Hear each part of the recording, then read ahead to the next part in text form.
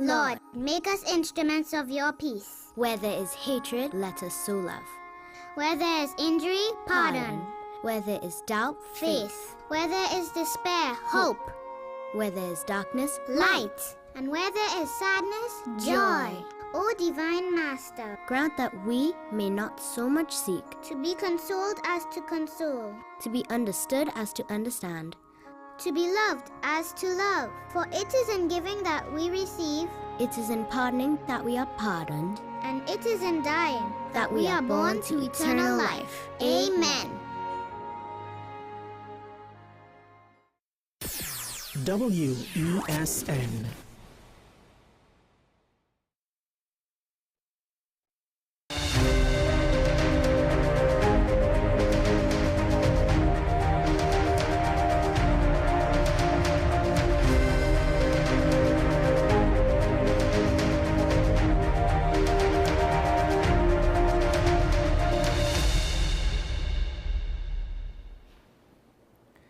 Good morning and welcome to AM Prime on WESN. I'm Naomi McNish. And I'm Jada McLeod.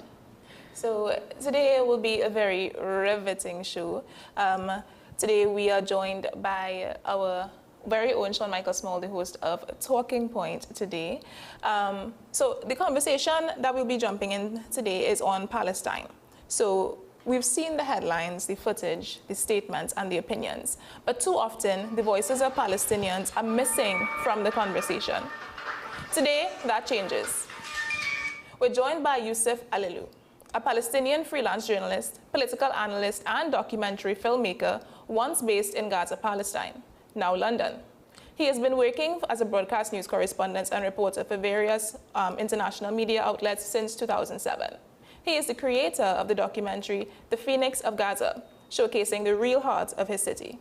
Today, he brings clarity and context to the Caribbean, cutting through the noise to help us see what's really happening. This is the Palestinian side of the story. Welcome to the show, Yusuf.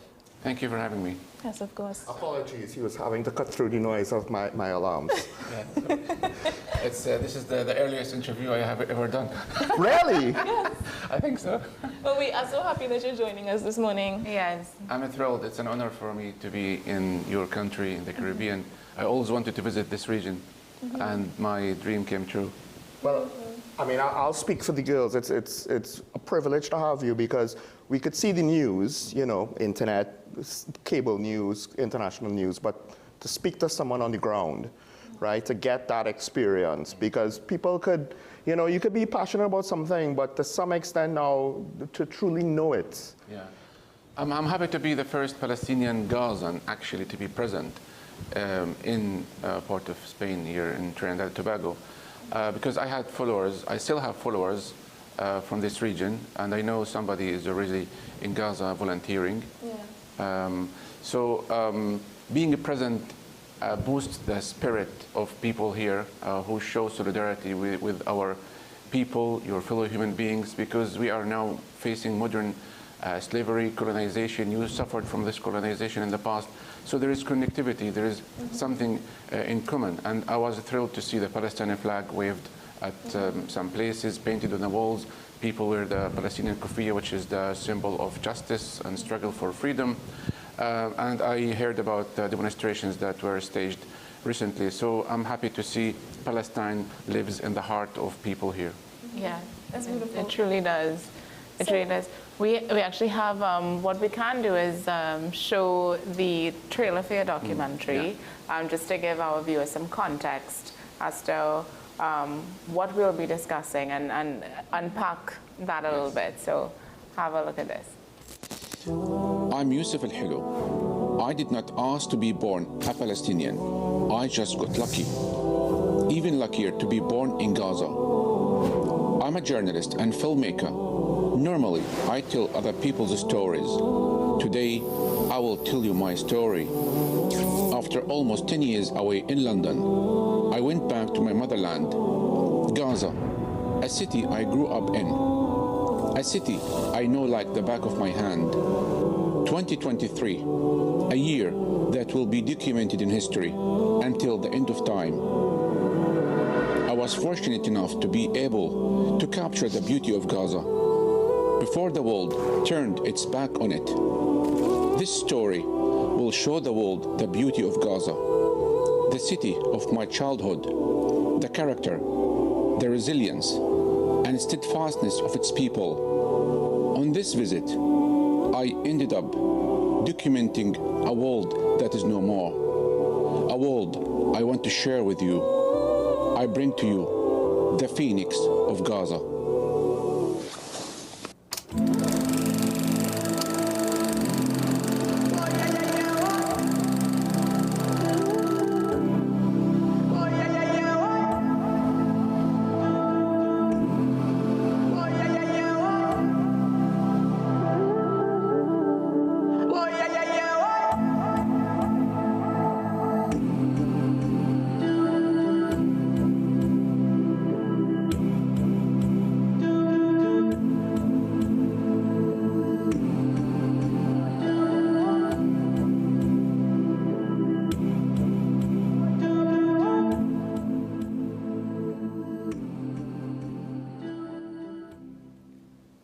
So that was the trailer for the film, The Phoenix of Gaza. And I understand that that film was created in, well, you started filming it in 2023, which was before the war kind of reached where it's at now. After being away for 10 years in London, I decided to visit Gaza to reconnect with my city, the city of my birth, and to meet my family that I didn't see for the past 10 years at the time. So I spent 2 months there in July, August 2023. I filmed extensively all the historical sites, the old town, amusement parks, there's touristic places also, although Gaza is banned for decades for tourism, but internal tourism. And when I finished, I went back to London, and 1 month later, Israel started its genocidal war and military attacks on the Gaza Strip, destroying almost 80%. Everything I filmed destroyed. Many people featured in this 50 minutes long documentary film, multi-award winning documentary film, were killed, injured, much of the beautiful sites destroyed. So I wanted to show the world the beauty of Gaza, the resilience, and it's a love letter for me to my home city. I was the last person to document the beauty of Gaza, the resilience, because I wanted to show the world that we are capable of ruling ourselves, defying the obstacles, defying the blockade. And also, if we are free, Gaza would be a Dubai or a Singapore, because we have natural gas fields off the seashore of Gaza, and we are not allowed to extract those field gas. We are still under Israeli occupation, colonization, a blockade. We don't have an airport or seaport, so the only way for us to go into Gaza is through Cairo, and from Cairo we take public transportation or taxi to Gaza, but the route is not easy route through the Sinai Peninsula. You have 2.5 million people live in that area, the world's largest open-air prison, and that open-air prison has been transformed into an extermination camp over the years, and now this camp has been transformed into an extermination camp. It's a Hunger Game site. It's a video game site. The Israelis, they test their weapons on us. There is collective punishment. There is a starvation, man-made famine. My family, like the rest of the population, they cannot find a meal on the table. They cannot find medication. They cannot find proper, healthy water to drink. There is no electricity for the past 2 years. No access to health care. Hospitals destroyed, universities destroyed, schools destroyed, bakeries, cemeteries destroyed. So life is unbearable. The Israeli side, they want to make life in Gaza unbearable so that people unilaterally leave. But there is no access point to leave. There is even the 45-kilometer on the Mediterranean Sea is blockaded. We managed to challenge Israel's prolonged, suffocating, illegal blockade, and we beautified our prison. So Gaza is still a prison, but we managed, we adapted, and we wanted the world to see how creative, how innovative the Palestinians of Gaza. I want to ask specifically about the Phoenix in the title. You know, before we go on with the conversation, just what is the Phoenix? So the Phoenix, it's a myth bird. It represents the resurrection and rise from the ashes. It's actually also the emblem of the municipality of Gaza, because each war, but this time it's not a war, it's a genocide, Israel destroys and we rebuild. Israel kills, we rebirth. We give birth to babies. So it's in constant rebirth. It represents life. It represents defiance. That's why I chose this title, The Phoenix of Gaza Will Rise from the Ashes. So how do you, just jumping straight into your week, how do you navigate reporting or telling this sort of story in a space where your identity as a Palestinian is often politicized before your work is even heard or read? You know, politics is part of our daily life. The suffering has become part of our daily life. I cannot show my film without talking about the root cause of the conflict, or without talking about geopolitical issues of the region. Our suffering started in 1917 when someone called Balfour, at the time Prime Minister in England, he promised our land to other people to settle in our land at our expense, and we were forced, kicked out from our homes and towns, and we became refugees scattered around the world. So there is root cause to this issue. It didn't start on the 7th of October. Palestinians have been struggling for self-determination, to gain their liberation, to gain their freedom. Nelson Mandela said that the freedom of the world is incomplete without the freedom of the Palestinian people, and it's the case here. Your freedom is incomplete without the freedom of the Palestinian people. I'm thrilled and honored to see there is so much support for our just cause. We saw the millions around the world. They staged marches and rallies, and they continue to protest, asking their government officials to stop arming Israel, to impose sanctions, because Israel doesn't feel the pressure. So that's why we talk about politics all the time. We cannot avoid talking about politics, although it's a human story, although it's a documentary film, but there is a reason why I created this film. As a journalist yourself, you know, what do you think is being mostly underreported or misunderstood when it comes to what's happening in Gaza? And what annoys us the most is the dehumanization and demonization of the Palestinians by the Western media. They always follow the Israeli narrative. They believe their propaganda campaign. As I said, so many people in Gaza, they didn't, fly in a plane or ride a train. It has been always a concentration camp. And people in Gaza, they are not allowed to go to the other part of Palestine, to the West Bank. Even Palestinian Christians are not allowed to go to visit Bethlehem and Nazareth in the historic Palestine. So Israel divides Palestinians. There is a geographical separation. There is a deepening split. Israel doesn't want Palestinians to have a Palestinian state because they say the land is too small, although it's Palestinian territory. So what's underreported is that Palestinians are not given enough space, the story, to talk about their grievances. And it's also, it's a way that they consider Palestinians numbers. When an Israeli injured or killed, the whole media talks about it. When you have over 55,000 Palestinians, including 16,000 children killed, no one give a damn about us. We are not numbers. We are not collateral damage. Mm-hmm. Just a percentage, just numbers. Unfortunately, we are human beings. Each one of those who were murdered, executed, they have a story, they have a life, they have a house, they have a dream. But all those dreams shattered. But one day, the world will, appreciate that we are the victims. The other side, always they play the victim. Should crocodile tears? It doesn't work anymore.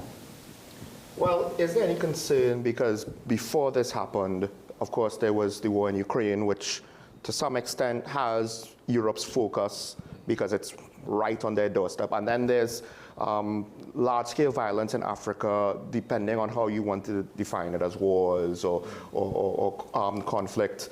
Is there any concern that perhaps what's going on in Gaza, I guess at the end of the day, like many other things in various news cycles, it's kind of getting lost at times in the shuffle, because it's not as though it's the one flashpoint of violence. It's one of at least 2 or 3 or more. I haven't kept up to date with regards to Southeast Asia and Latin America recently. But obviously, this is one of the more unique situations where you're watching a dynamic that it's unprecedented, I would argue, in history, right? And perhaps people are maybe overloaded, they're not giving it its due attention. And because of that, I feel politically, what I am concerned about is the rest of the world. It's not so much that they support Israel, but rather they don't have a stomach to do anything new. It's the same kind of rhetoric over and over. I always say Gaza exposed the hypocrisy and the double standards of the so-called Western world, who look at us in one eye. If we were Ukrainians, the whole world would rush and support us. But we are not white. We are not, I don't know. There is, racism involved in this. We saw how the world rushed to support Ukrainian resistance. What about Palestinians? Do they have a right for self-defense? Why the Israelis, they justify their crimes by targeting civilians? Children, as we speak, today they massacred 40 people as they were queuing to receive flour, to receive aid. And the way how they are queued is like they are asked to queue in animal cages. It's a way how to dehumanize Palestinians. I think the world government officials, including the UK government, they must recognize that Palestinians have a right for self-defense, have a right to exist.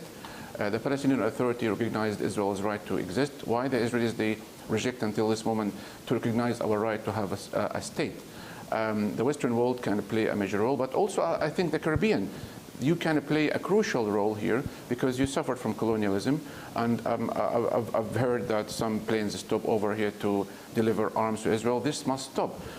The genocide in Gaza wouldn't have happened without the complicity and conspiracy of silence from those officials who armed Israel until this now. They transformed Gaza into a testing ground. Why our Palestinian children and journalists and doctors are burned to death? Why this dehumanization? Why they treat us as if we are cockroaches or insects? The world will never feel security or safety, especially the Israeli side, the Middle East, without a just solution to the Palestinian issue. The whole world is sickened and disgusted from this, silence. This is the world's first live stream genocide ever for the past 20 months, for the past 600 days plus. The whole world is watching this. If I summarize this, what's happening in Gaza, the Israelis are the players against the Palestinians in a game, and the whole world is watching this game. This is unjust game. This must stop, because Israel will always be remembered as the country #1 in the world that is excelled at killing Palestinian children. Their officials, they appear on TV and they brag. They say, there is no collective punishment, there is no starvation, we don't target children. They laugh at the world. They insult the intelligence of the world. All of you saw the horrific videos that coming from Gaza. When we share them, our accounts are shut down. I lost my million account. But those Israeli officials, those Israeli soldiers, criminals, they share their crimes online and they laugh and they brag, and yet their accounts untouched. Why there is aggression, this impunity? This impunity must end. No one should think that they are better than other nations. So I wanted to bring up, because also our producer was asking about this, but I wanted to bring up the Islamic resistance movement, also known as Hamas. What do you think is the Palestinian response to Hamas? How do you guys feel about Hamas? So whether it's Islamic resistance or a secular resistance, the resistance is a natural result of Israel's occupation and colonization. It's the product of Israel. Israel wants Palestinians to be divided. It undermined the Palestinian secular party, Fatah, and boosted Hamas's existence in order to portray Palestinians as aggressors, as terrorists, this nasty, dirty game. So Hamas was democratically elected.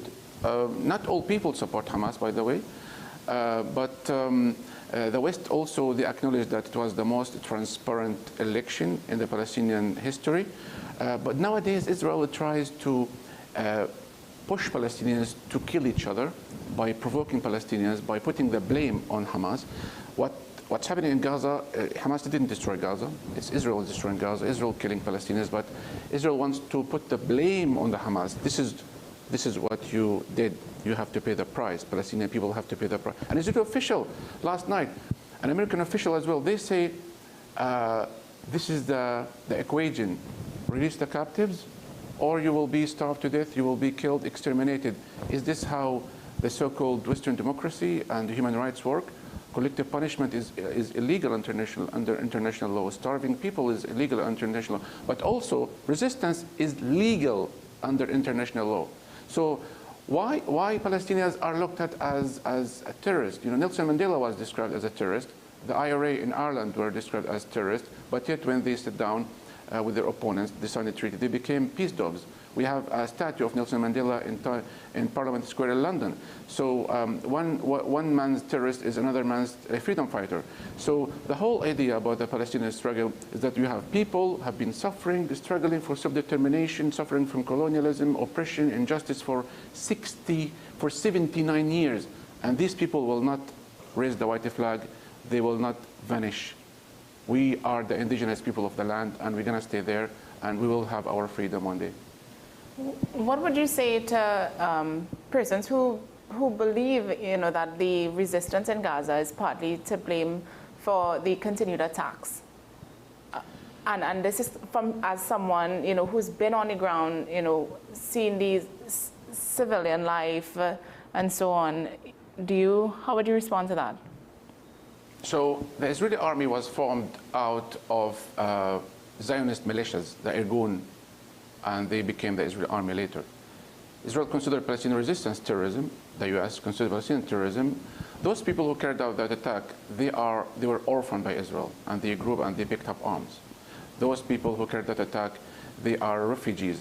They kicked out from their homes and towns in historic Palestine in 1948.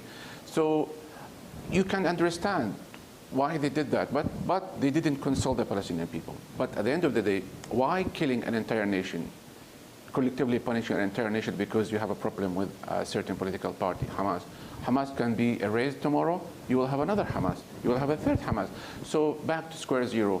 Resistance is an idea, and you will never be able to defeat an idea. Well, one of the things that I'm wondering in this whole situation is militarily, my complaint is that what Israel never made sense to me. If Hamas has hostages, it didn't seem as though they were acting to rescue the hostages, right? That was weird. And I started to think, one of the things is around the world, you kind of see when militaries are not engaged in any real conflict, the next generation, the skills kind of atrophy, and I'm wondering if, the myth of the IDF is not necessarily being lived up to now, because they're undertaking actions that doesn't really seem to achieve anything, militarily speaking. Militarily speaking would be, okay, there's a threat, you could eliminate the threat, you could contain the threat, you could do something to stop the threat, but this seems to be the reverse. It's a very clumsy way of increasing the threat, and more importantly, if you want to even drive someone from somewhere, well, they have to have somewhere they could go to, but therein lies the other part of it. There doesn't seem to be anywhere, okay, you have an enemy, you want them to run away from you, but there's nowhere for Gaza to go. Palestine can't just pick up Gaza and settle, in West Africa or Southeast Asia. Yeah. So, what do you make of the IDF's actions? Because I feel at least part of it is, this is a situation that they don't even fully control themselves or know what they're doing. And America kind of showed, it's one thing to defeat an enemy in field, it's the next thing to try to deal with individual people amongst a civilian population, how messy that could be.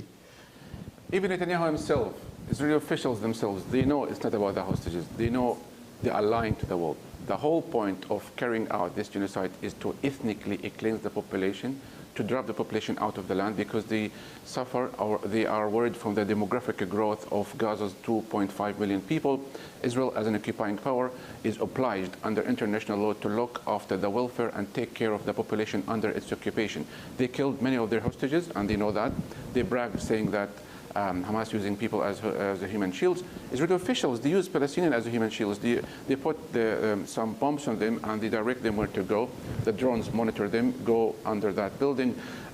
So every accusation is a confession. They claim that Palestinians did this and that, but they are doing exactly the opposite.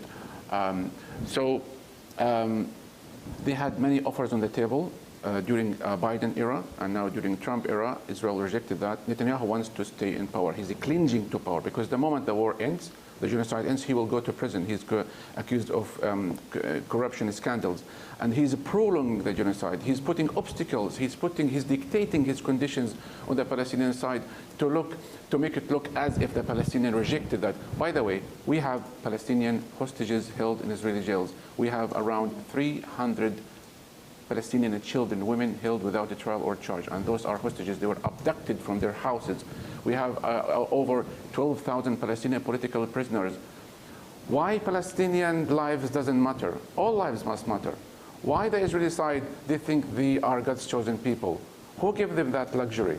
You know, we are human beings at the end of the day, and we must be equal. When Palestinians call for in their chants, free Palestine from the river to the sea, this does not mean the extermination of the Jewish people. We have no problem with the Jewish people. We have some Jewish lovely friends, colleagues, comrades. They take part in our marches across the world. They are in the forefront of those marches, and they are often described as self-hating Jews. So the whole point is that we must have equal rights from the river of Jordan to the Mediterranean Sea. We have been calling for two-state solution. Israel killed the two-state solution. It's not going to work anymore. Then some Palestinians said, why didn't we have one secular democratic state for everybody, regardless of race, religion, culture, background? Israel says no. They want to maintain a Jewish state. If you want to live in that part of the world, you have to be Jewish. This is the most racist notion. You cannot be to claim a democracy when you call for the expulsion of non-Jewish people from the world. You know, Palestinians, they suffer even worse apartheid than South Africa. And Palestinians know the game. They know it's not about the hostages. They know that the Hamas is only an excuse.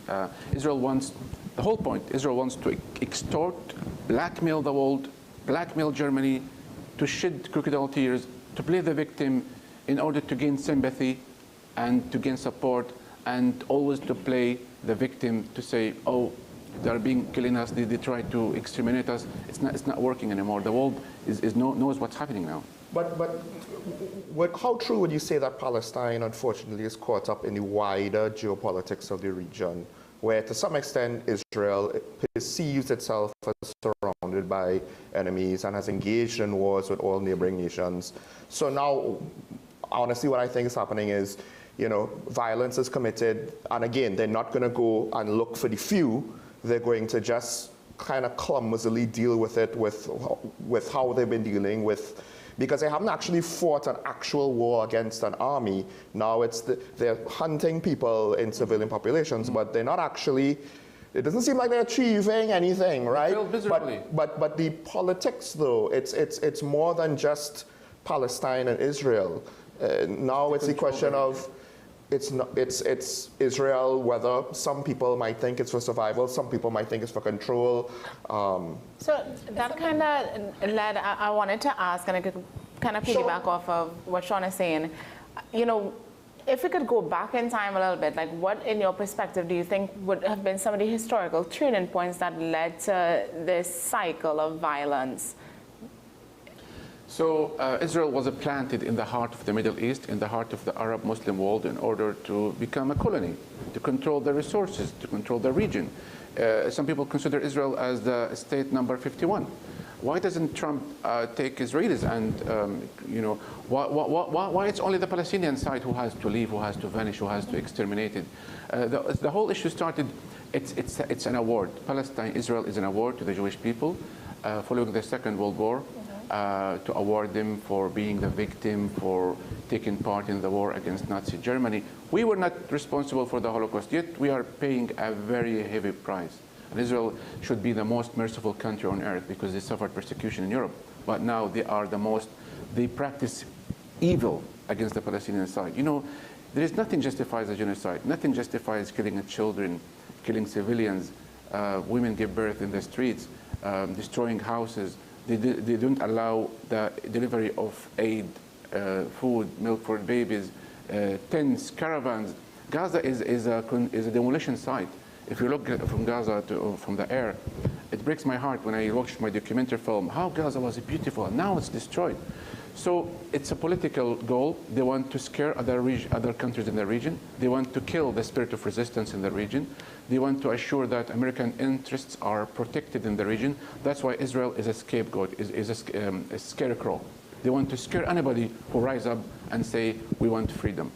We know that the U.S. administration, it tries to portray itself as an honest piece of broker. It has never been. Palestinians lost hope in the so-called Western world, civilized world. All what Palestinians in Gaza need, just to live in peace, you know, just to have a normal life. They're not asking for too much. We didn't come from the moon. The Israeli side in the West Bank, the terrorized Palestinians, Israeli settlers backed by Israeli occupation forces. They attack Palestinians on a daily basis. They burn olive and orange orchards. We see them how vicious they are. Who gave them that authority to punish or to exterminate Palestinians? No one can claim that they are God's chosen people. No one claims that this land is promised to them by God.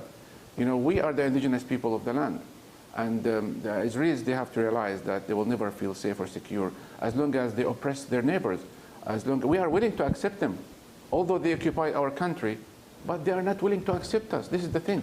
Well, but can you say that all Palestinians and all Muslims in that part of the world, or all residents outside of Israel who are not Israeli in that part of the world, will share that sentiment? Because I agree with you. I saw in France 24 affiliate, there was an Israeli businessman speaking about the working relationships that he had with Palestinians. There were people that worked for him. There were Israelis that worked with Palestinians. So he was upset about everything because on the ground, on the civilian level, this whole thing seemed pointless to him, an Israeli. But with regards to the politics of the region, I feel as though it's been allowed to become a runaway train. And at this point, because you said it yourself, the people who committed the violence on October the 7th, they had reasons to do, motivations to do it. Whether we agree with it or not, there was a reason. You could say that there was a reason for it. And it seems to be, at the end of the day, you could sum it up as, well, the violence cycle continued. Somebody does this, so the other side does that. So then in response, the first side does something back. And at this point, I would argue, we kind of lost. You could try and figure out who fired the first bullet, but it's kind of meaningless at this point with the destruction going on. You know, even Hamas accepted the Palestinian state on lands occupied in 1967. The Arab world, Saudi Arabia and other countries, they said they are willing to accept Israel and normalize ties with it if it ends its occupation, at least ending the occupation of the lands it occupied in 1967, which only constitutes 22%. And yet Israel says no. Israel brags. Israel is a hegemony. Israel is an aggressor, colony. They don't want to show any mercy, although they suffered the Holocaust. Again, it's the politics is that Israel wants to be used as a proxy to America to control the resources of the region. But they know that Israel cannot maintain its occupation. One day, America might, lose interest in supporting its ally. So they have to really think, cleverly, intelligently. Yeah, is this the way how Israel wants to be portrayed in the region? As an aggressor country, as a country kills children, kills civilians, destroys, maims, and starves people? What's the legacy of Israel? I mean, are the Jewish people proud of this? We know there is difference between Jewish faith and Zionism. We're talking about Zionism. Is this how Zionism wants to be portrayed, claiming that it's a modern party? Israelis, they are ashamed of this, but they are minority. They cannot speak up. They are marginalized. They demonstrate in Tel Aviv to call for Netanyahu to stick to the deal, to stick to the implement the ceasefire. But we need this change to come from within the Israeli society. Don't they see us being butchered on a daily basis? Don't they have heart? Where are the Israeli mothers? Why the Israeli mothers of IOF soldiers are silent? Don't they see how their sons are executing children? That's why I don't think that it's fair to say that Israel is doing anything that they're doing clumsily or they're doing it by mistake, because we've seen before where Israeli government ministers or Israeli spokespeople have come out and says, well, I'm reading here that they vowed that Gaza will be entirely destroyed. They mean to do what they're doing. So that's why I don't think that it's fair to say, oh, well, they're doing it by the way, or they're trying to defend. It's a plan. It's a plan. Yeah, they wanted to destroy. To be clear, I don't think that it's clumsy. I think they just don't care that it's clumsy. Okay. Right? So, there's a difference. One is you don't intend harm and you actively try to limit it. The other one is, well, if they die, they die. But is the world seeing that? Is the world seeing? The world is watching, but they know they enjoy impunity. No one is going to hold them accountable.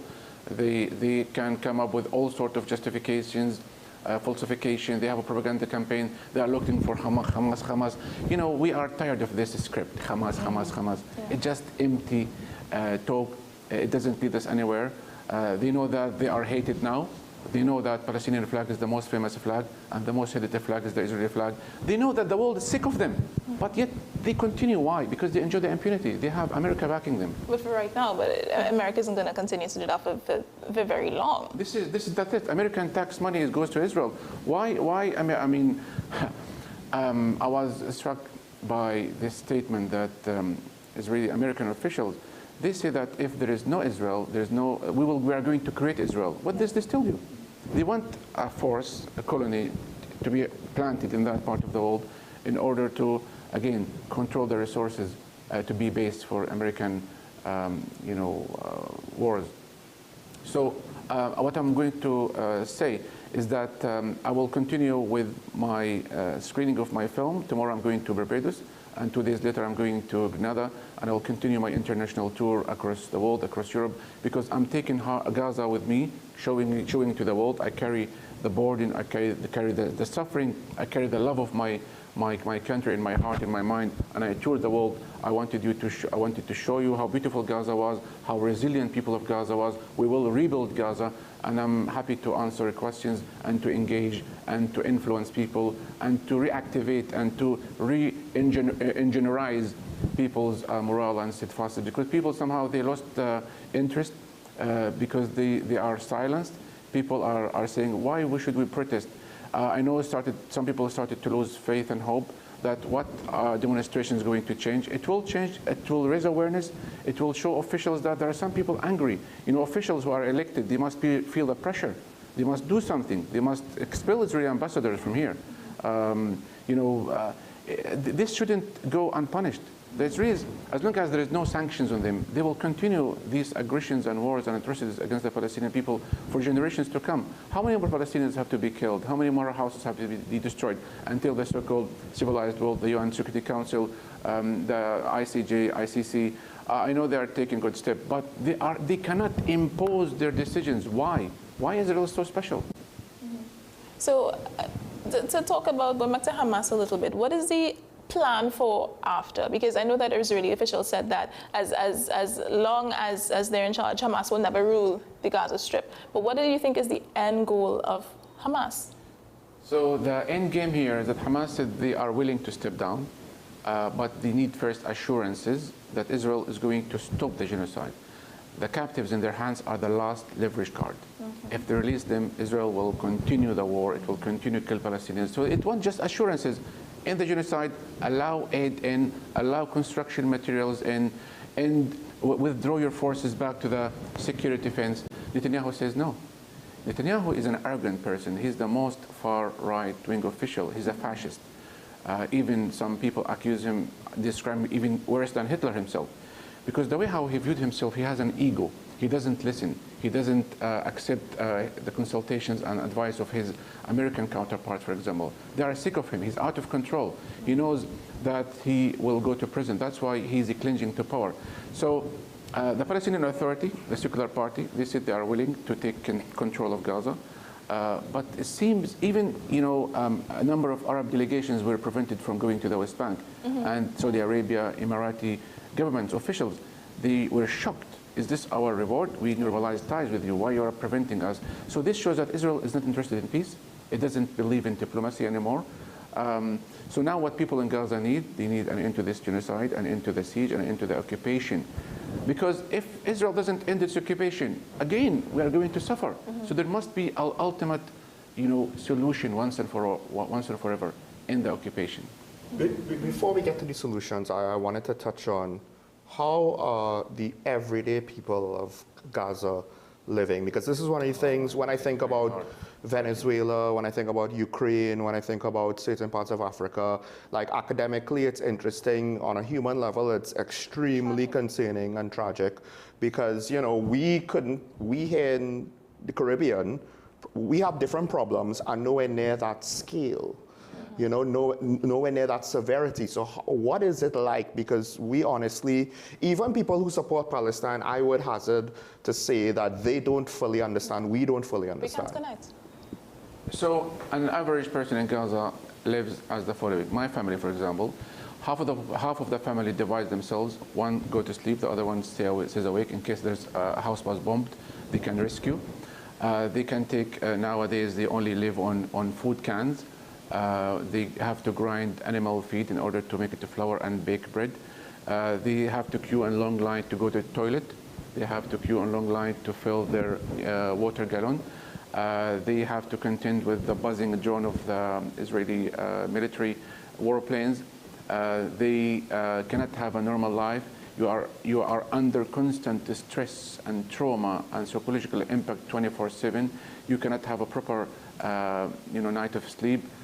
You have to accept that you live in the middle, on destruction, on debris, on rubble, on sewage filling the streets, garbage filling the streets, diseases is spread out. There's no hospitals, no schools, no churches, no mosques, there's no life. People are facing a slow motion genocide. In addition to the accelerated genocide, every day Israel kills between 50 to 150 every day. Can you imagine? Like, we are numbers. This is the thing. And we say we are not numbers. We are human beings. We must have our dignity. But I think Israel has got an issue with us. They are jealous from our resilience. They are jealous from our steadfastness. They are jealous because we refuse to die. They are jealous because we refuse to go to the museum. They are jealous because we are Palestinians. End of the story. And I didn't ask to be born Palestinian. I just got lucky, by the way. So what are you hoping where do you hope that your documentary reaches? I hope it will be reach the millions around the world. I hope it will be screened worldwide on TV stations, and you can screen it if you want. I would like the world to see who Palestinians are. We are human beings. We have aspirations. We have dreams. I would like to be screened at cinemas worldwide. I would like to be present in venues and in parliaments worldwide. I would like officials, diplomats to watch it. I would like Trump to watch it, because Gaza was already a Riviera of the Middle East. He wanted to buy Gaza. He wanted to transform it into a travel destination. So it was beautiful, and we will try to build it, but it will take years. One of the things that I want to get back to is with regards to they want Palestinians gone. My question is, to where? Because it seems as though that is the inevitable conclusion, or the alternative to outright just complete genocide, right? But to where and how? Because I believe, I haven't checked it recently, but Egypt, for the most part, seemingly, they have their borders closed as well. So where are Palestinians supposed to go? I mean, that in and of itself is an ethical question of driving people from their homes. They want us to drown in the sea. I think Egypt and Jordan rejected this American demand to absorb us into the desert. We are not willing to become refugees again and go live under the scorching sun in the desert. I think this also brings the question, if Israel blocks Gazans from leaving, this means it has a plan to exterminate everybody. Right. Because this is the only option, the only conclusion. Open us a route. Where would Palestinians want to go? Those who have managed to Europe. Escape. They would like to go to Europe. They're not willing to go to Arab countries because they will be mistreated by Arab countries. Right. Some patients left Gaza to receive treatment at hospitals in Egypt. They face really bad time there. They are mistreated. Why so? They have to pay money, and sometimes things are done for media, lip service, just for media show. That this country is helping, this country dropped aid from the sky, we are doing this and that, just for media consumption. So some people who would like to leave, they would like to go to Europe. They believe in the so-called human rights. But those countries, they are watching us being butchered. Those countries, they should expect millions, in conflict zones to reach Europe because they are fleeing persecution, fleeing injustice. Why don't Palestinians go back to their roots in historic Palestine, Israel? Why doesn't Israel absorb us? Gaza is too small. Why they don't expand the total area of Gaza? Why doesn't the construction process starts while Palestinians on the ground? Why Palestinians have to be relocated until the reconstruction starts? This is a plot. If Palestinians leave, Israel will reoccupy Gaza. Israel doesn't want 2.5 million to stay. It just makes its best to make harsh, miserable conditions so that people leave. I think they are waiting for the time for the people to be pushed into the bottleneck squeezing them towards the sea, because this is the plan. If you look at how they are pushing Gazans, they are pushing Gazans toward the coastline. Maybe all of a sudden tomorrow we will see large, huge cruise ships docking at Gaza port, and people would just board the ship and go to the unknown, even to the moon, because people are tired, exhausted.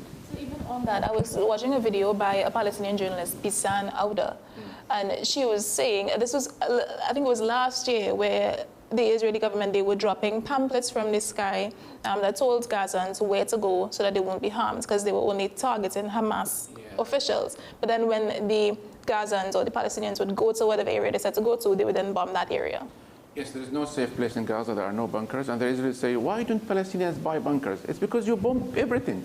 You bomb buildings. If you bombed hospitals, is there a guarantee that you wouldn't bomb bunkers? So they dropped these leaflets from the sky, urging people, directing them to go from this place. As they moved, they bombed here, they bombed here. And I think people have reached a level that life is equal death. They don't care if they die. Some people, they refuse to leave their houses. They say, I'm going to be killed in that area. Why would I bother? So many people are killed while they are in their houses. They starve to death because if they leave, they cannot find, they will be bombed. They don't find the food. So many the bodies decayed, thousands and thousands still under the rubble. Israel, you know, the way how they control Gaza is a big brother. They watch everything from the sky, from the drones. They spy on telecommunication lines. They make phone calls to some people, evacuate. We're going to bomb you. Take this phone to that person because he doesn't answer the phone. Tell him to evacuate. They try to recruit collaborators on the ground. They try to instigate Palestinians, to provoke Palestinians to revolt against Hamas. They try to cause chaos because they have refused to achieve any of their political goals. They say that they will force Hamas to surrender, to release the hostages, to bring an end to Hamas. They have failed miserably to achieve any of those goals. So now they are turning to Palestinians to do the job on their behalf. It's not going to work. Palestinians are intelligent, but some young people, they don't listen. They fall on the trap. Like today, the local authorities in Gaza told them, don't go to that American distribution site because you will be shot like sitting ducks. They don't listen. Because Israel targeted and bombed all security forces. They bombed all security police stations. So there is chaos. And Israel wants to see chaos. I mean, that's one area where I do have to question sending leaflets saying we're targeting Hamas, leave here, makes no sense, because if Hamas is there, they could also read the leaflet and leave. Militarily, this is not how a professional, expert military would try to target a terrorist organization. And the IDF, at least traditionally, had expert military forces that could have targeted a terrorist organization surgically. They can carry a precision operation miles and miles away in Tehran, killing Haniya, and they cannot find some people in Gaza, a few meters away. They can come up with all sorts of justifications. They just want to collectively punish everybody. They want to put the blame on Hamas again, to say people are being used as hostages. They hide under hospitals and so on and so on and so on. They claim to be the most powerful army in the world, yet they lack the competency. I think that's why I would agree with you, Sean. If this were really intentional, this conflict or war would be done. No, I wouldn't say that it would be done. It's just that it still would be difficult. Like America proved that this is not something that could be done easily. But the problem is, I think potentially they're trying to say, oh, well, we'll do it a different way, but the different way is not really, and obviously so, you didn't need to experiment before to see, oh, well, this is not really going to work. And that's the issue I have with Israel's side of this. Now, with regards to Hamas, the one thing, I guess, I don't know to dare to broach this question, but the whole incident that kicked it off, like, is there some amount of, dare I say, regret on the matter? Because I'm not going to say that Israel is justified per se, but similar to the fact that, all right, if these are war orphans and people who were persecuted, because that's essentially the warning that some people are trying to tell Israel. You are just making the next round of whoever, even if you wipe away the civilian population, those who are determined will go to ground, find places to hide, and come back. That's essentially how people motivated to conduct those acts operate, right? So you're just motivating the next generation. But is there any sort of regret for the violence that kicked it off? Because I don't, like you, I don't think that all Palestine sanctioned that violence, but at the end of the day, it happened. And that's why I fear that just a ceasefire between two sides is not as easy as one would think. Yeah, this is not how civilized countries behave. Israel claims to be a democracy and a civilized country, but yet we see how they starve population, how they kill innocent people. I think Hamas miscalculated that attack. As I said, they did not consult the Palestinian people. Not all people support Hamas again, but I think Israel wanted an excuse to destroy Gaza. Actually, some people say that it was an inside job. Israel knew about that attack, but they did not take the precaution measures. They let it happen. Like, we are shocked to our core until this moment. Are you telling us that Israel, with the latest technology, the sensors, they did not see thousands of fighters coming to the border with Caterpillar bulldozers destroying the fence, and they spent 6 hours in the Israeli side? And where are the tanks? Where are the planes? Even the fighters themselves, they were shocked. They say, if we knew this is going to happen, we would just make our way to Jerusalem or to Tel Aviv, because they were shocked. They were expecting thousands of soldiers ready for them. So it was, as some people say, I'm not a conspiracy theorist, but some say it's an inside job. They knew it was coming, and that's why they arranged the music festival to be erected near the border, so that it make it look like as if the Hamas fighters, they were spraying and killing those people who were partying across the border. So, by the way, Israel does not need a justification to start a war. The last 5 wars, they were unprovoked, and they started their campaign suddenly against the population of Gaza, killing thousands and thousands. They like to practice on us. The new soldiers, they need a field to practice. So they use Gaza as a testing ground, as an experimental field, testing their new weapons, testing the drones, transform Gaza into a Hunger Game site by controlling from the cameras. They have drones laden with microphones, laden with machine guns, with bombs. They use the technology on us. This is the whole point. They need to practice on us. But I think some people now, they are calling on Hamas to step down. They're exhausted. But they have their own agenda. It's a very delicate situation, dilemma, because they say the captives are the last leverage card. We need guarantees, guys. Take them. Israel rejected to take them. But again, you cannot punish an entire population because you have an issue with Hamas. This is not how democracies behave. Could this be a situation? I lost my train of thought there. Well, I actually want to, based on what we're saying here and what's with Israel not wanting to completely, annihilate Gaza, why then do you think they would allow aid, to be trickled into Gaza? It almost seems like a game. It's a very good question. They just want to show the world that they care about the human rights. They don't want to be accused of committing war crimes, because there is a case in the ICJ. And all officials, even the UK, Germany, Europe, American, they say you cannot starve people. You must allow aid in. And the Israeli officials, they say we will allow aid in, but we want to keep them on diet. So trickle amount of trucks. And by the way, most of the trucks on the way are stolen by collaborators employed by Israel. Israel doesn't want this aid to reach the people of Gaza. It wants to portray as if the aid is stolen by Hamas. It's a dirty game, we know it. Israeli officials brag on TV, they say, Hamas is stealing the aid. Okay, why don't you allow international force to escort those convoys to make sure they reach the needy people? They refuse to allow journalists in. I mean, I have something to say about that. But before I get there, though, the point I want to ask, you mentioned internal politics. Because I believe, like, what happened before COVID, a lot of political commentators, economists, sociologists were basically saying, look, the world is doing well, poverty around the world is being eradicated. Then, of course, the pandemic comes, the economy slows down, and we still have economic issues, trade imbalances because of that. So Myanmar had a coup against the democratic government. Russia goes on its adventure. Venezuela locally is looking to go on its adventure. And to some extent now, Israel might be saying, look, well, and this is the cynical point of view view of international relations and national level politics, you need an enemy.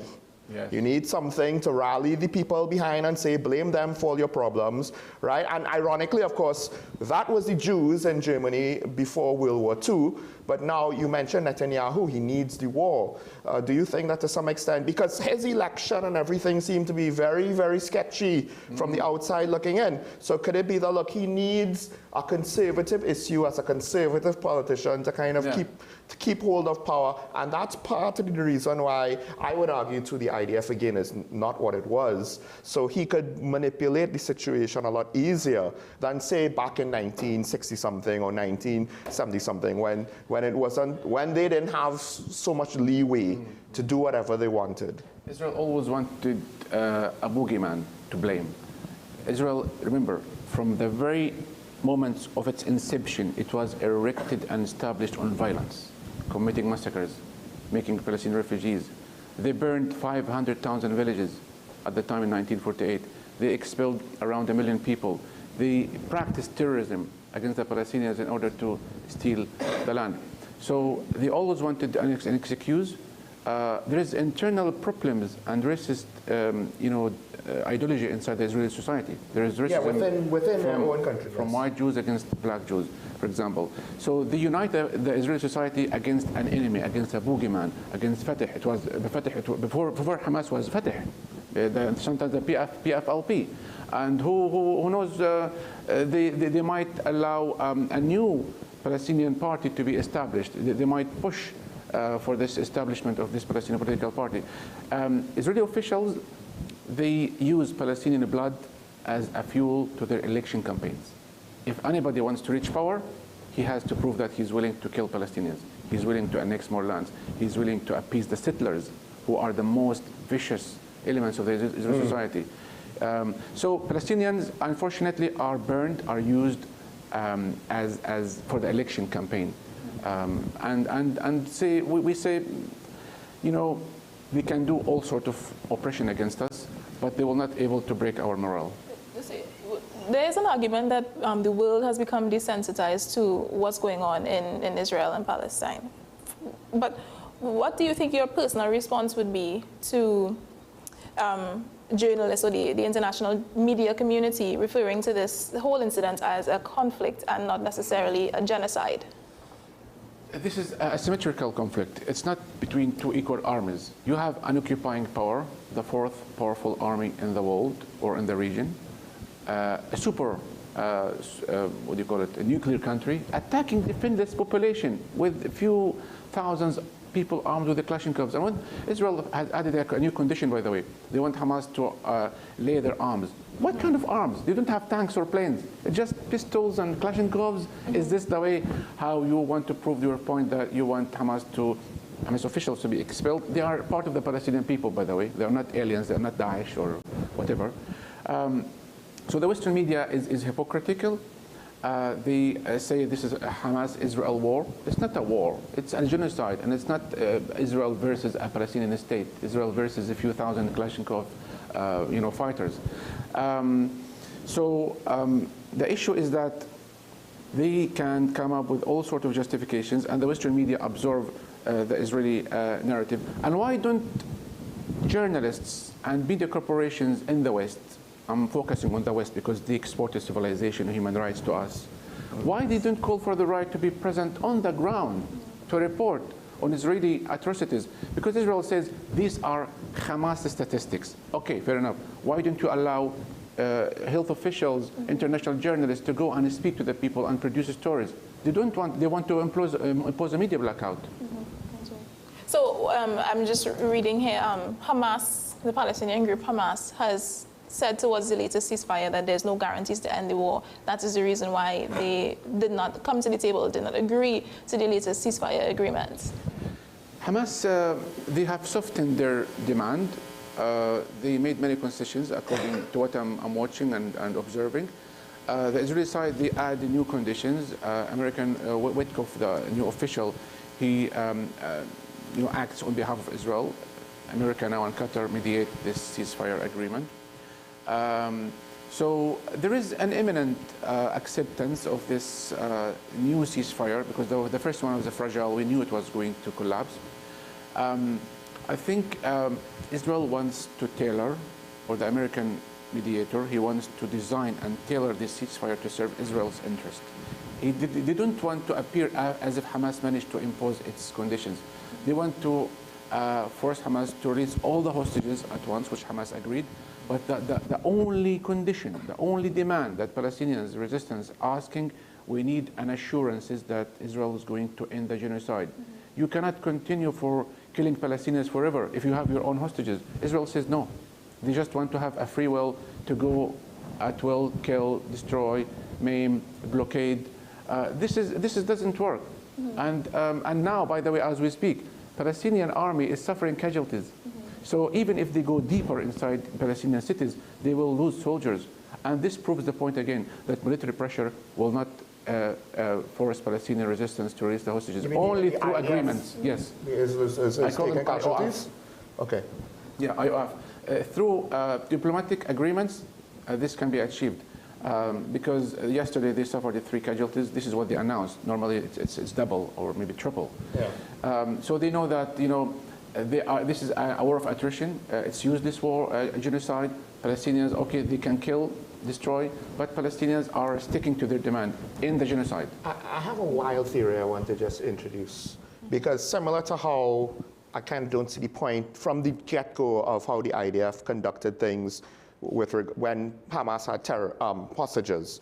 The whole attack on October 7 doesn't really make much sense when you think about it, but at the timing of it, I don't know how true this is. I have no evidence. This is just a theory that perhaps external influences maybe encourage Hamas to do it so that it would take attention away, because attention was taken away from the conflict in Ukraine, right, in immediate purpose. So whether intentional or not, that was achieved. But now it seems as though, similar to what happened to Ukraine then, what's happening with Palestine now is it's been going on for so long, and the news cycle of the global news cycle, it could only keep the attention of a topic for so long. You know, once there isn't anything breaking that's happening, things will move on. And maybe it's moved back because of the new American president moves back to Ukraine, but because I didn't really see what Hamas itself was also trying to achieve with this. But if I think, but maybe someone wanted them to have an attack, then it makes more practical sense to me, even though this doesn't have to make practical sense. Yeah. According to some Hamas military officials, they said that they knew that Israel was planning to attack Gaza. They spied on Israeli telecommunication lines.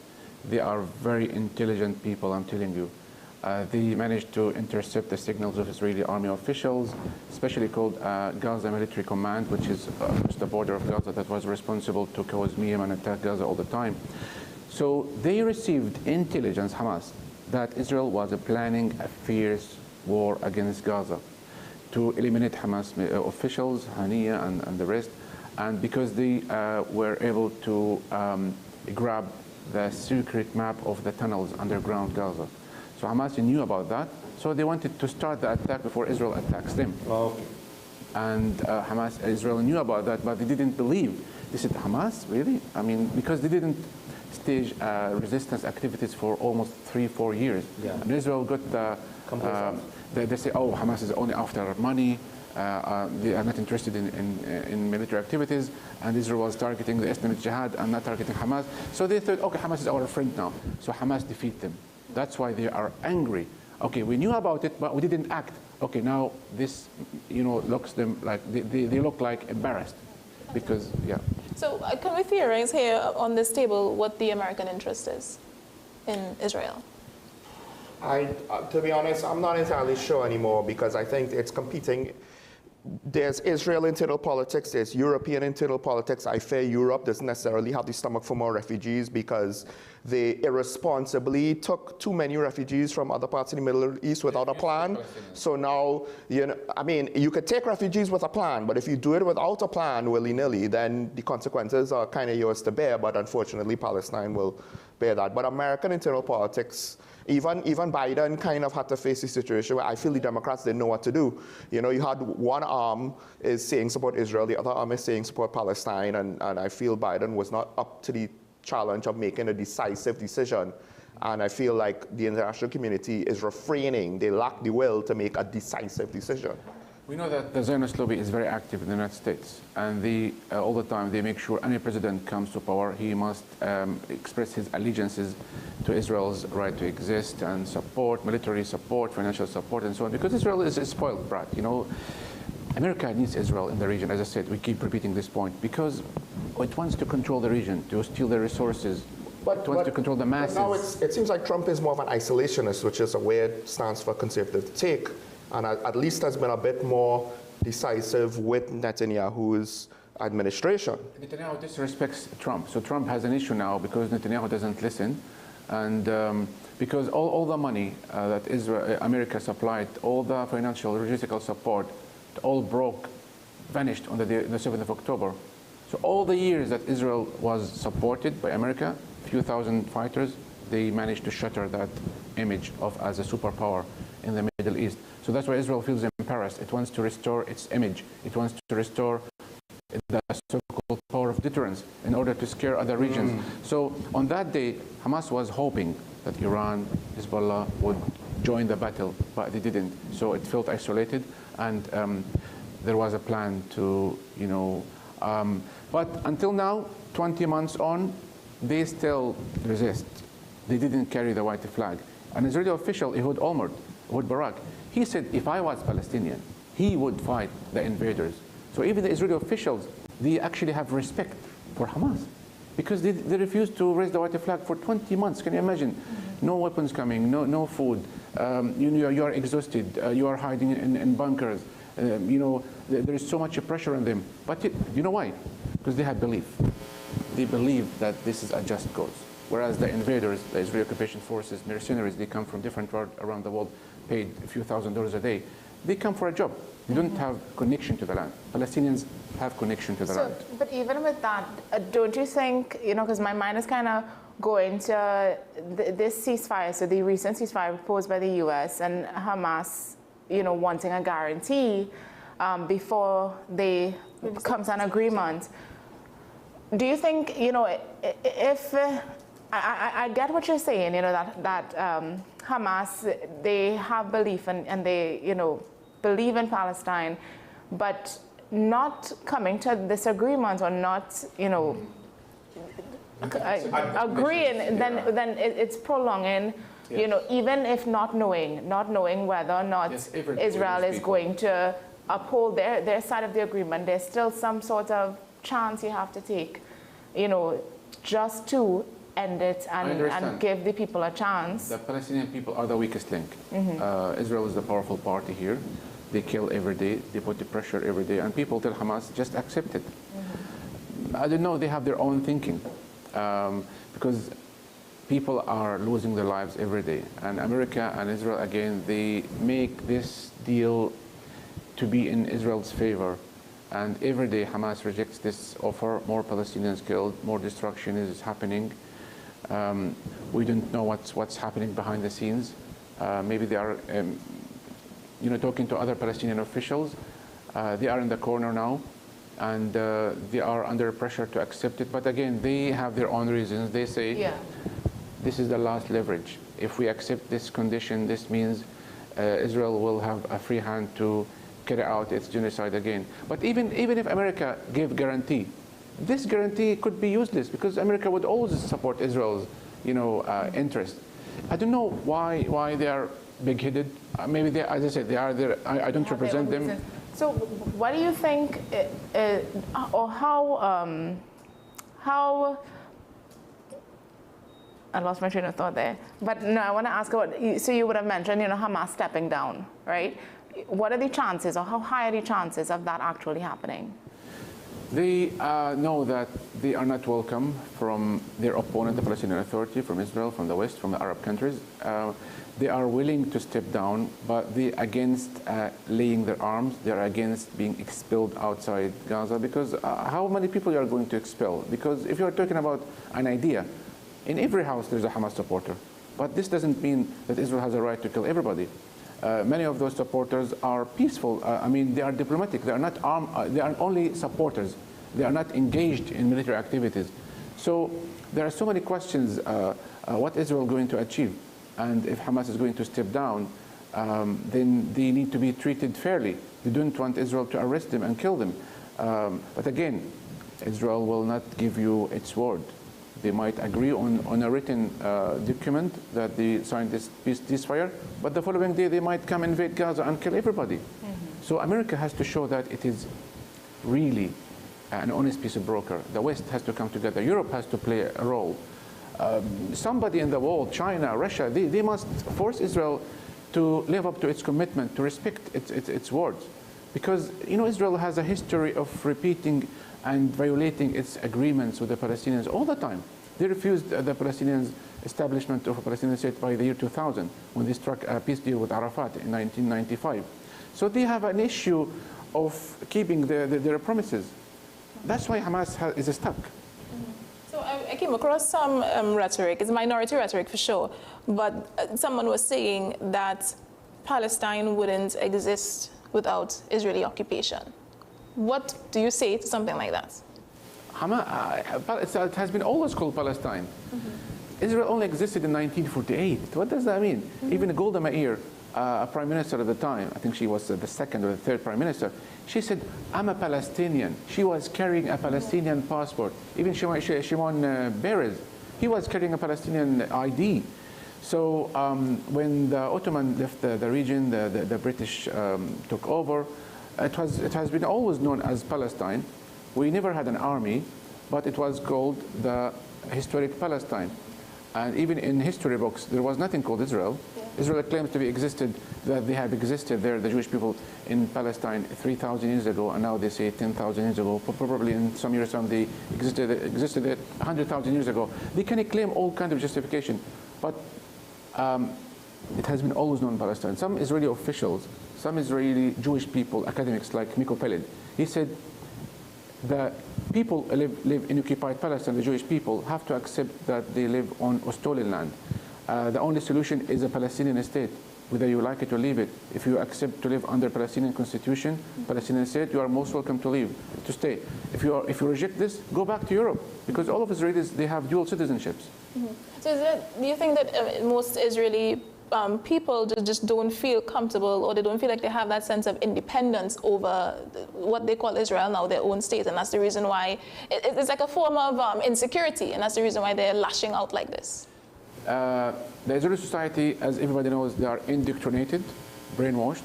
They are taught at school that anyone who's not Jewish is a Gentile. They must be killed, and they accuse or they describe Palestinians as cockroaches, as snakes.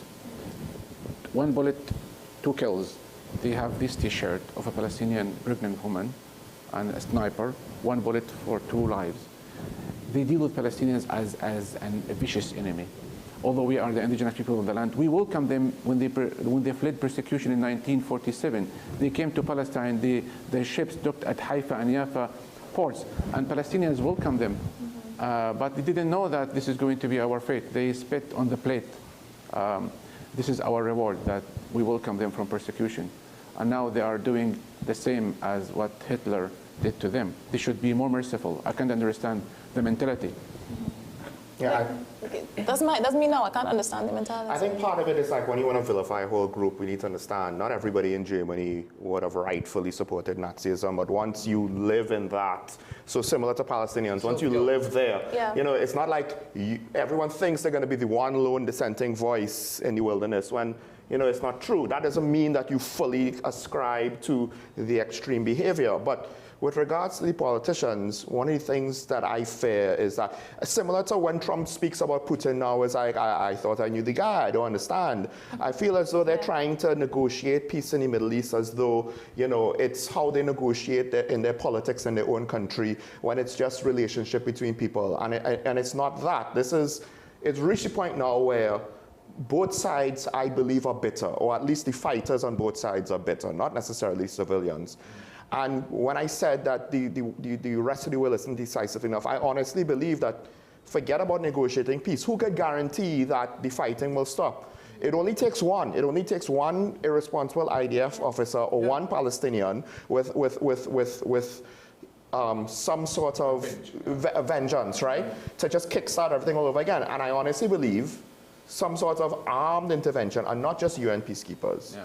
Because we saw what happened in Somalia back in the 90s when trying to deal with a humanitarian crisis and how that failed. Something very significant, more than just blue hats and light weapons, but heavy military presence to kind of try to first separate the two sides. That's what I believe needs to happen at this point in time. And what invariably that implies is they have to be willing, if anyone wants to commit violence, to shoot back. And that includes, well, if the IDF wants to continue, you have to be willing to shoot back at them. And that is something I don't think the UN and more importantly, the Western will have a stomach for. And when they say, well, we want peace, I'm like, you need to guarantee peace physically. There's no more diplomacy. There was a time when Israel was condemned by the world. They didn't stop. They went with apartheid South Africa, right, to continue their internal arms industry, to continue defending themselves how they saw fit. They were willing to be cut off from the rest of the world once. They could do it again. The international system has been sabotaged. We also the numerous violations of Israeli officials against the norms and ethics of war in Palestine by justifying their starvation in Gaza and killing and so on. America is the only country on earth that can stop this genocide now by a phone call from Trump to Netanyahu. America is the only country on earth that can stop Israel's occupation and colonization. But they don't have the courage to do it. I honestly think they don't want to do it. It'll take more than a phone call. I think it would take a deployment of troops. Even sanctions, I don't think would do it. International force, Israel says no. They reject the deployment of international force into Gaza and West Bank. And I think that we've reached a point where it can't be up to them. Again, if the objective is to stop the fighting, and this is where... And accept these conditions. But they arrogant, they brag, they enjoy impunity. Can you imagine Netanyahu says no to the most powerful president in the world? What does this tell you? They have control in the White House. They have Zionist lobby in America. Any American president has to bow and say, yes, sir, to the Zionist lobby. That's why Netanyahu brags, and he doesn't listen to Trump. You would think a man like Donald Trump would be so vehemently against that, would come against Netanyahu. Yeah, he expresses his outrage from Netanyahu, and he ignores him by signing a treaty with the Yemenis. Now, Yemenis didn't attack American vessels in the Strait of Aden and the Red Sea. So this is a way to direct Netanyahu's attention that you are not listening to me, you are by your own. And the Israelis are stuck now because also America struck a deal with Hamas to release the American Israeli hostage. And this also angered the Israeli side. So these are diplomatic soft touches here and there, pressure, but it's not enough. Netanyahu must feel the pressure that he is actually losing his ally. But it's up to Trump, America, to do something, because this will harm America's interest in the world, because Israel is being financed and supported by America. This genocide is being financed by America. Those American forces who are now in Gaza securing the distribution centers, they are opening fire on Palestinians. So both Israelis and American forces are participating in this genocide. So this must end. This hypocrisy must end. This double standard must end. Have you ever faced any threats for your work? For my work?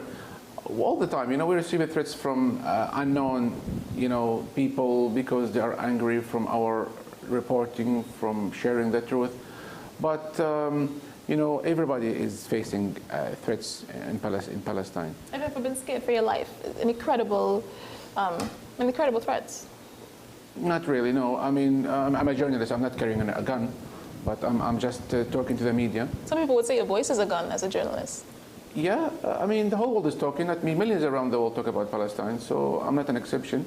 I mean, I lost members of my family, and their life are not more precious than my life. But at the end of the day, at this era of time, you have to be choose. Either you are in the right side of history or in the wrong side of history. If you are a brave or a coward, there's no gray area. This is the time that for everybody to stand up for Palestine, because if Palestine is liberated one day, people who participated in this effort, they will be proud that they took part in this international liberation. With that, do you think that enough is being done by the Arab nations to support what's happening in Gaza? No, they are sleeping. They don't care. The nations might, they still have the spirit to demonstrate, but they are suppressed. The populations, Populations are suppressed by their own rulers, dictators in the Middle East. There's no sense of really care about the Palestinians. They send some aid here and there. They issue some shy statements here and there, but it's not enough. Gaza is surrounded by Egypt and Jordan. Why they are not imposing or using their leverage? Egypt has over 1 million people. They just can issue a warning. If you don't allow us to bring aid, we're going to open the border and allow the masses to, absorb you. They are not doing enough. And this is really painful. Do you think it's out of fair? Fair? Fair? It's not fair. What do you mean? No, do you think it's out of fair that they're not? Yes, they are worried from Israel. They are worried to anger America because they live on American financial support. If they say no, this will stop. They are being extorted, blackmailed. That's why. Why we have to wait for Egypt to open the border? It's a Palestinian-Egyptian border, 12-kilometer border. Rafah crossing is the only access point for 2.5 million people to the outside world. When I travel to Gaza or from Gaza, we have to go through Egypt and through Cairo International Airport. It's really very painful. Palestinians in Gaza are burning from inside. They are shedding tears. Why? Where is the Arab population, the governments? Where is the Muslim world? We are left alone. But I think there are millions around the world, people of conscience, freedom-loving people are supporting us. People of conscience, people who love justice support us. And we will not lose hope. Well, one of my grievances with public support around the world is that I understand you appreciate demonstrations, but I feel as though actual action is not coming out of it. And in some cases, these are people demonstrating who don't even show that much consideration for their own domestic issues, much less act on them. So what seems to be the case more and more, as much as some people are saying globalization will never truly end, but I do feel that Western democracies are maybe looking more internally, and in the past some people would say, well, that's nationalism and that's wrong. But given, the post-COVID world and the struggles that various countries have had, refugees, internal unrest, and what have you, the stomach to intervene abroad. And then, of course, all the failed times that foreign intervention, because it was done irresponsibly, kind of causes governments to say, well, we don't really want to intervene. We'll talk.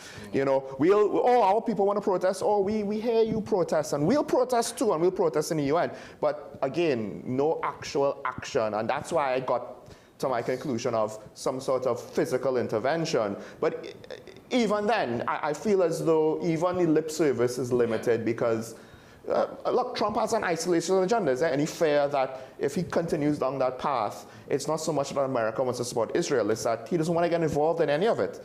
And he just wants to do what he wants to do for America itself. Some people lost hope that all these demonstrations, all these calls fall in deaf ears of officials.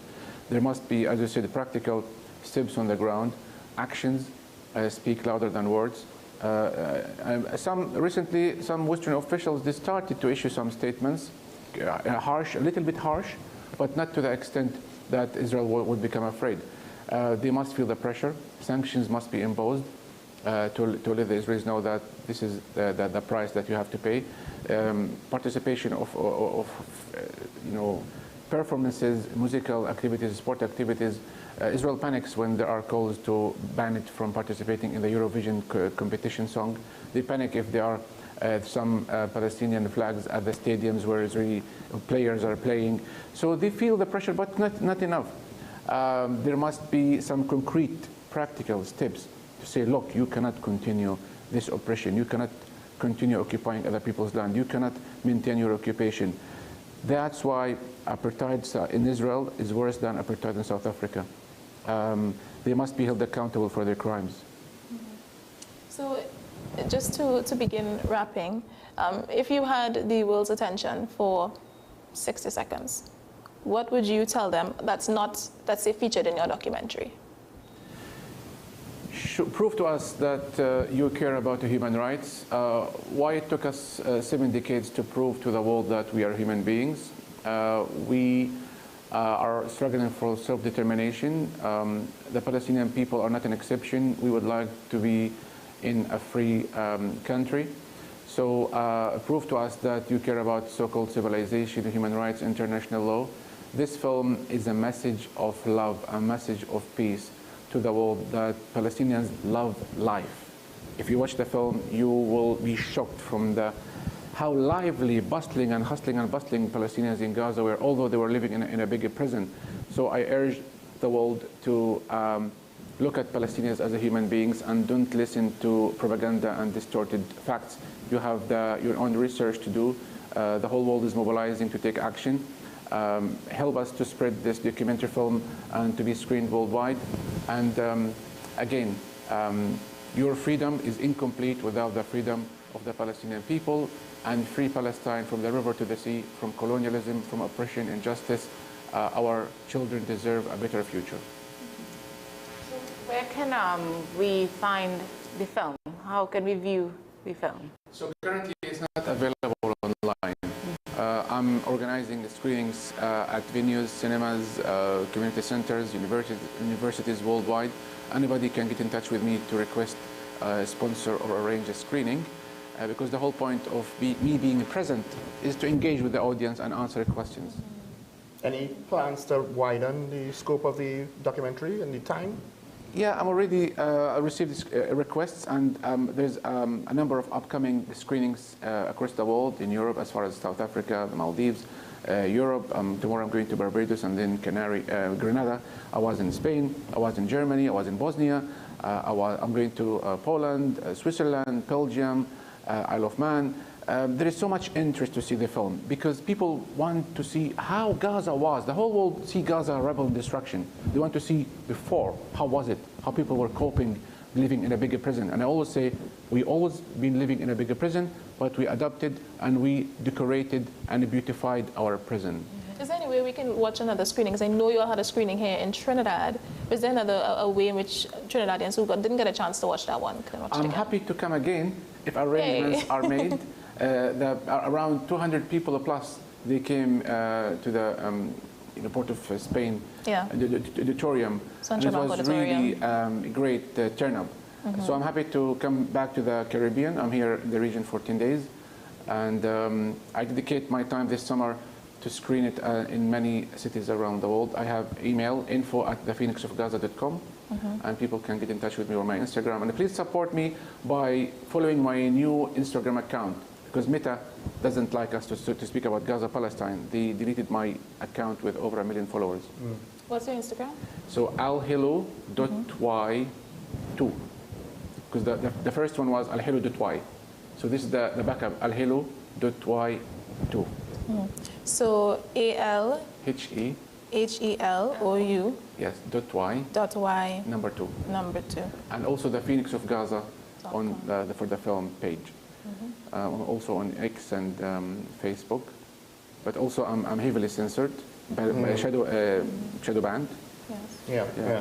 That's a whole other comment. Even commentators on Ukraine and other conflicts, they run into that issue with the social media platforms. So I'm not surprised. They don't know how to responsibly judge speaking about conflict. It's very dystopian reality of 2025. And we have 2 kitchens in northern Gaza. We produce meals, hot meals, since the start of the genocide. But at certain occasions, my volunteers on the ground, my team, they are forced to shut down for their own safety. Sometimes the ingredients are not available, especially at this time. But we help thousands of people. So people can reach out, and we can be proudly wave the Trinidad flag in Gaza and say, this is your donation. It's reach the people. So donations make their way to buy supplies to get to the kitchens? Materialistic stuff, no. Only money, a transaction can reach the people in Gaza who have, bank accounts, and they can withdraw the cash from some traders, although the cash is not available that much. Yeah. The notes are bad, spoiled, because Israel did not allow new notes for the past 2 years. Right, okay. Yeah, Okay. but yeah, I mean, people can manage. I think it's little things like that, like what you just don't have available. Basic pharmaceuticals, physical money, breaking down physically. This is things that we don't understand. Yeah, like everyday things we take for granted. Yeah, and believe me, the worst thing that people face in Gaza, I'm sorry to say, but finding a toilet in Gaza is No, a when you said luxury. that, It's a luxury. Destroyed, thousands of homes destroyed. There are no public facilities, and people have to hide between the rubble just to. cholera concerns, I'm sure, with regards to human waste and drinking water contamination and all of that. Yeah. People have to resort to really different means of survival. You know, some people, I swear, they eat 3 leaves just to survive. If you are besieged by Israeli forces for weeks and you are run out of food, you would like to eat anything. It's very harsh circumstances, and I feel sorry. I feel I'm selfish because I'm here, I'm safe, eat my meal. Yeah. My family is struggling, they cannot find the proper meal, the medication. Imagine if you have toothache. You are done. You have to use your pliers and pull it back. There's no doctors, no clinics, no universities, nothing. No antibiotics. No painkillers. And women, imagine when they give birth in the tents, no hospitals. Yeah. It's very, very, very hard situation. You wouldn't really feel what I say unless if you go live there. I lived there before the genocide, under Israel's 20-year siege, and there many items are missing. You know, for example, sport activities, some chocolate, some flour, sugar at some point. They have a list of items, what's allowed in and what's banned. Yeah. Even, at one point, serving boards for the Mediterranean Sea. We have Gaza Sea Beach coastal line is the only recreational site for us in the summer. We don't have parks. It's concrete, everywhere concrete. 2.5 million people in the same area as Tobago. But you have 2.5 million people. Can you imagine? 2.5 million people in a small piece of land, concrete everywhere. There's no spaces, no luxury. We have some stadiums, only one park, but you don't really enjoy. Even those who were bathing at Gaza Sea Beach, they were under the threat of Israeli Navy. We could see the Navy, the Israeli gunships, shooting at fishermen. Even fishermen are not allowed to fish.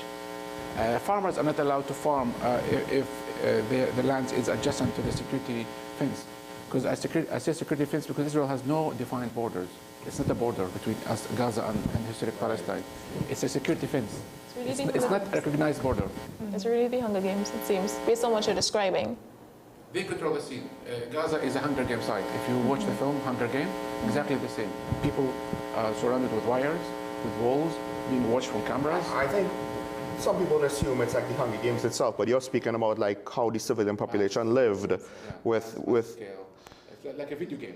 Yeah. Okay. Yeah, it's like a video game, exactly like a. No, but like before the fighting, you could say it was like the districts in the Hunger Games where you're being subjugated and your life is semi-controlled and what's supplied is controlled. Yeah. The name of every person in Gaza. They know your footage. They know what you are typing, what you are eating. Yeah, they have the latest technology, and yet they cannot identify where the captives are. It doesn't make sense. They know where they are. They know where our Hamas fighters are, but they are killing everybody by targeting dumb bombs. What? Dumb bombs. You have the capability of striking somebody miles away in Tehran and you cannot find your hostages in Gaza? They just want to prolong the genocide. They have a plan to empty the land. They don't want us to stay there. But we say to them, we're not vanishing. We're not going to go to the museum. We are here to stay, whether you like it or not. Thank you so much, Yusuf. It's my pleasure. For joining us on AM Prime this morning. Free Palestine. So, The conversation was amazing. I think it exceeded my expectations this morning. I thought it was really good. Lots of issues and I could look at you and you were enjoying listening to me. Well, to get someone on the ground, Yeah. to get someone on the ground is from an international issue. Yeah. It's very valuable, just like on any issue. Because a lot of the information we would get would be wires, through. people, Yeah. So hearing this now. Media literacy is the new threshold, because I find too many news outlets, there's too much ignorance or agendas or filters. And you could have a Palestinian, but maybe they have to be expert to talk about the subject. Yeah. So I'm talking about 20 years of experience. So I'm not like, I know what to say. I know, I calculate every word I say. So I hope the message was conveyed accurately. It cleared up a lot of things for me, and I'm sure for our viewers and even those who are listening. So head to thephoenixofgaza.com to request a screening of the film, to learn more about the film, as well as you can connect with Yusuf at alhelu.y2. Stay on top as best as possible on what's going on, all right?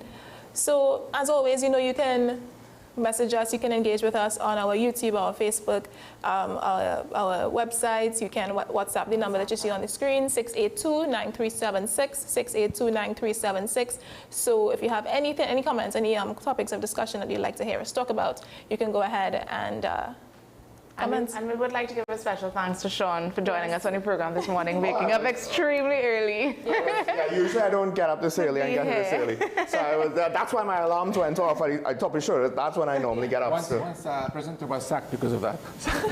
Please keep him here.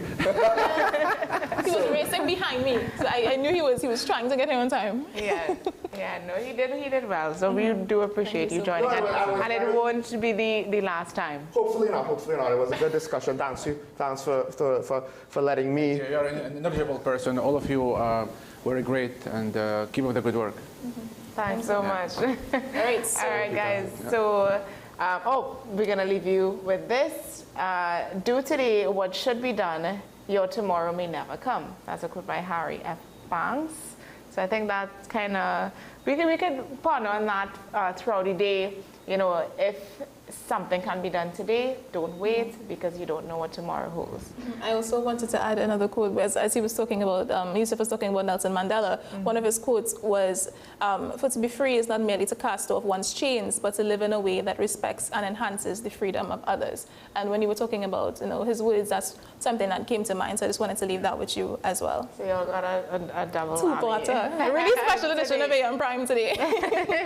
All right, guys, so stay safe, stay inspired, stay informed, and don't go too far. We have Talking Point with Sean Michael Small on the hour. And so we'll see you back here again tomorrow morning. Bye-bye. Bye-bye.